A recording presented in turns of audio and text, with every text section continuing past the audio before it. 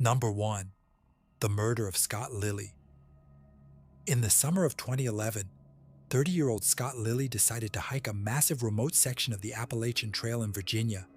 He was traveling completely alone, seeking spiritual clarity. He adopted the trail name Stonewall and frequently chatted with passing hikers. But on July 25th, Scott climbed into the densely wooded mountains of the George Washington National Forest and vanished. For weeks, no one knew he was missing. Because he was a solo camper, his family simply assumed he was out of cell tower range. But deep in the wilderness, something horrific had happened. On August 12th, a group of hikers walking along a secluded ridge noticed an overwhelmingly foul stench drifting through the trees. They followed the smell off the main path and stumbled upon a freshly dug mound of dirt. It was a shallow grave. Inside the makeshift grave were the decomposing remains of Scott Lilly. The medical examiner's report was chilling. Scott hadn't died from a tragic hiking fall or a wild animal attack. He'd been intentionally asphyxiated. Someone had cornered him in the remote wilderness, overpowered him, and suffocated the life out of him. His body was then dragged into the dense brush and buried to hide the evidence. The crime scene was missing crucial pieces of evidence. Scott's backpack, his brand new trail boots, and his personal electronics were all gone. Investigators initially suspected a robbery, but taking a victim's boots and heavily worn gear pointed to a transient killer, someone who lived out in the woods and hunted vulnerable, isolated campers. To this day, the FBI has never found the person who suffocated Scott Lilly. It is the ultimate solo camping nightmare. Scott was miles from the nearest road, completely isolated, when he realized he wasn't alone. In those final moments, struggling for air, he knew that absolutely no one was coming to save him. The George Washington National Forest spans over 1 million acres, and whoever hunted Scott Lilly into that shallow grave might still be wandering those very same trails today. Number 2. The Moose Creek Tent Murder. Many people pack a firearm or bear spray when camping alone, assuming the only threats are wild animals. But what happens when the monster stalking your camp is entirely human? In October 2024, 35-year-old Dustin Kiersum packed his truck and drove deep into the remote Moose Creek wilderness in Montana. He was setting up a solo camp for the weekend, expecting a friend to join him the next day. When Dustin failed to meet up, his friend drove into the wilderness to look for him. He eventually found Dustin's truck parked near a secluded clearing. The canvas wall tent was half assembled, but as the friend stepped closer, he was met with an absolutely horrific scene. The inside of the tent and the surrounding dirt were soaked in blood. Dustin was lying dead on the ground, his body so horrifically mutilated that the friend immediately called 911 to report a fatal bear attack. When Gallatin County Sheriff's deputies arrived, they brought in wildlife experts to track the animal. But the experts quickly realized something terrifying.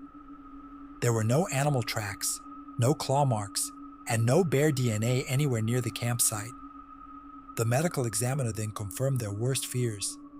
Dustin Kiersum hadn't been mauled by a grizzly. He had been savagely butchered by a human being. The violence was so extreme it completely defied logic. The autopsy results were explicitly brutal. Dustin had suffered massive fatal trauma to his skull, chest, and back. The killer had used a heavy chopping weapon, likely a camp axe or a machete, to repeatedly strike him. Dustin had deep, agonizing defensive wounds on his hands and arms, proving he had fought fiercely for his life against an armed attacker in the middle of nowhere. His skull was utterly compromised by the sheer force of the chopping blows. The details suggest a terrifying ambush. Dustin was likely attacked while distracted, assembling his tent in the fading light.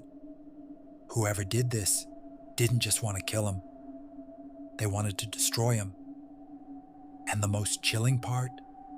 They took the murder weapon and simply vanished back into the Montana wilderness. The police have no suspects, no motive, and no leads. A brutal axe murderer was roaming the Moose Creek woods, and they are still out there right now.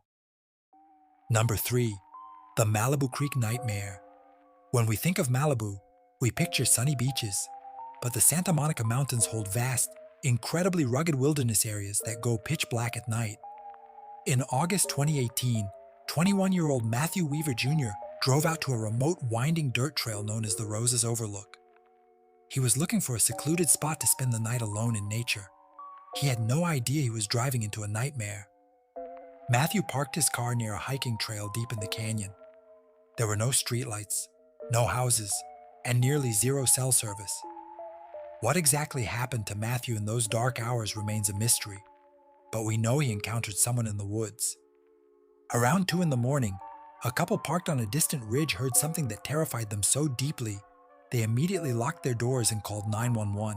Echoing out of the pitch-black canyon, they heard a young man screaming in absolute terror. The witnesses reported hearing the victim desperately shrieking, "Help! Help! He's killing me!" This was followed by the sounds of a violent physical struggle in the brush, and then a heavy, dead silence returned to the mountains. The police responded to the area, but in the massive, unlit canyon, they couldn't find the source of the screams. The next day, hikers found Matthew's car abandoned on the edge of the remote trail. When search and rescue teams scoured the dense brush, they found deeply disturbing evidence. They discovered a torn, blood-soaked t-shirt and a baseball cap belonging to Matthew. The area looked like the site of a brutal life-or-death struggle, but Matthew himself had completely vanished into the vast, unforgiving wilderness. It took months for his skeletal remains to finally be discovered in a rugged, almost inaccessible ravine. But the most horrifying twist wasn't the scene itself. It was the official response. Despite the bloody, torn clothing and the multiple 911 calls reporting a man screaming that he was being killed, local authorities bafflingly ruled out foul play. They labeled his death a tragic, unexplained accident. Matthew's family was left completely devastated, knowing that investigators were actively ignoring the chilling witness testimony. Someone brutally hunted Matthew Weaver through the dark woods that night, overpowering him and tossing him into a ravine. Because the crime scene was brushed off, no homicide investigation was ever launched. The person who stalked the Roses Overlook is still out there, completely free. Number 4. The Glen Ellis Falls Murder. The White Mountains of New Hampshire are known for their breathtaking, rugged beauty. In November 2001, 52-year-old Louise Chaput drove down from Canada for a peaceful solo hiking retreat. She was an experienced outdoorswoman who wanted to spend the weekend alone in nature. On the afternoon of November 15th, she parked near the Glen Ellis Falls trailhead for a quick hike before sunset. She never made it back to her car. When Louise failed to check back in, massive search parties scoured the dense, freezing woods. For days, they found absolutely nothing. But nearly a week later, search dogs picked up a scent drifting from a deeply wooded area just off the main trail. Hidden beneath a heavy layer of fallen leaves and broken pine branches, investigators made a horrifying discovery. Louise's body had been deliberately concealed, and the state of her remains completely shattered the peace of the forest. The autopsy revealed a scene of absolute savagery. Louise had not died from exposure or a fall. She had been brutally and repeatedly stabbed to death. The medical examiner documented massive fatal puncture wounds to her torso, completely shredding her internal organs. But the most disturbing detail was her hands. They were covered in deep, jagged defensive lacerations, proving that she had fought violently for her life against an armed attacker in the freezing twilight. The crime scene was bizarre. While she was brutally butchered, the killer didn't take her wallet or cash. Instead, they took strange, specific trophies. Her heavy hiking boots, her car keys, and her dark blue backpack were missing and have never been found. Investigators believe her killer was a local predator, someone who knew the trails intimately, silently stalked her through the trees, and ambushed her when she was completely isolated from the rest of the world. Despite international cooperation between Canadian and American authorities, the killer's trail went completely cold. The DNA technology of the time yielded no matches, and no witnesses ever saw a struggle. A sadistic killer stalked a woman through the New Hampshire wilderness, hacked her to death, stole her boots, and vanished into the mountains like a ghost. 2 decades later, the brutal murder of Louise Chaput remains completely unsolved.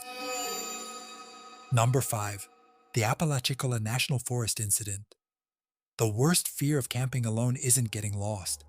It is realizing you have walked directly into the hunting grounds of a feral, off-grid predator. In December 2007, 46-year-old Cheryl Dunlap drove into the remote Apalachicola National Forest in Florida for a peaceful solo afternoon of reading and hiking. She had absolutely no idea she was being watched from the dark tree line. Days later, Cheryl's abandoned car was found parked near the highway. Massive search teams flooded the dense, swampy Florida woods, but the forest was utterly silent. Then, on December 15th, a local hunter tracking game off the main trail smelled something decaying. Following the stench into a dense thicket, he made a discovery so horrific it permanently scarred the seasoned police officers who responded to the brutal scene. Lying in the dirt, heavily camouflaged with brush and leaves, was a mutilated human body. The autopsy revealed a scene of absolute, unhinged savagery. The killer hadn't just murdered the victim, they had systematically butchered her. The body had been completely decapitated, and both hands had been violently severed at the wrists. The killer took the head and the hands to ensure the body could never be visually identified. Through DNA testing, authorities confirmed the gruesome remains belonged to Cheryl Dunlap. The investigation revealed a terrifying reality. Cheryl hadn't been killed immediately. Forensic evidence suggested she was kidnapped at knife point, dragged deep into the wilderness, and held captive in a remote, hidden campsite for several days. She was completely at the mercy of a sadistic madman who lived permanently in the woods. Police eventually caught a break when ATM security cameras captured a bizarre, terrifying figure emptying Cheryl's bank accounts. The man was wearing a crude disguise, but authorities quickly identified him as Gary Michael Hilton. Hilton was a feral, woods-dwelling drifter known as the National Forest serial killer. He stalked remote trails across the United States, targeting vulnerable solo campers, completely off the grid. When police finally captured Hilton, they found his heavily fortified wilderness camp. It was a literal outdoor dungeon. They found chilling evidence, including bloody cutting tools and camping gear stolen from his victims. Hilton later admitted to butchering his victims in the wild, using campfires to destroy evidence. Cheryl Dunlap's fate is the ultimate reason you should never go into the woods alone. The monsters are real.